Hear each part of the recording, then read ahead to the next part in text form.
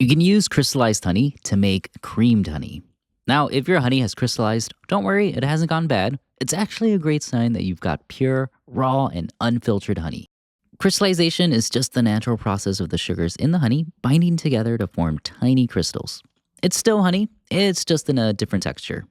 So you can eat crystallized honey on its own. For me, it doesn't taste any different from liquid honey, but my favorite way to enjoy it is on bread, especially if it's toasted. This is my Toastalator from the 40s, and it makes the perfect toast. Another delicious way to use crystallized honey is by making creamed honey.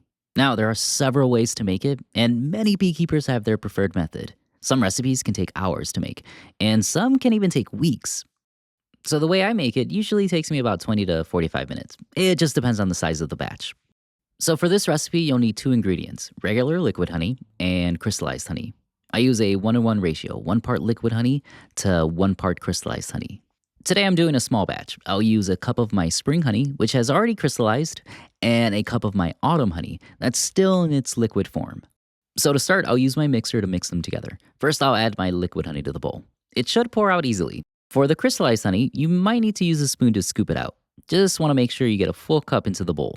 Next, I'll mix them until I get that creamy texture. Sometimes it only takes 3 to 5 minutes. Now, if you plan to share and eat it right away, you can stop here. This creamy texture should hold for about a day or two.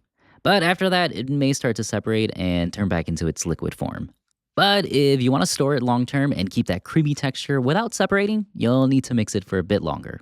I usually mix mine for about 15 minutes, let it rest for 10 minutes, and then mix it again for another 15 minutes. You can also add some spices for some extra flavor. I like adding some cinnamon and vanilla. So after mixing it for about 40 minutes, it should be ready and it'll look like this. It should be super creamy. But if it's still too runny, you can add a bit more crystallized honey and mix it a little longer until you get that creamy texture you want. Once it's ready, grab a jar and store it.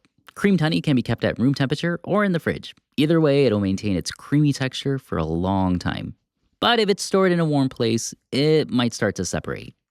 Since it's still winter here and I've got my wood stove going, which keeps my kitchen pretty toasty, I'm going to store this batch in the fridge. Oh, and just like regular honey, if it's tightly sealed and stored properly, creamed honey can last forever.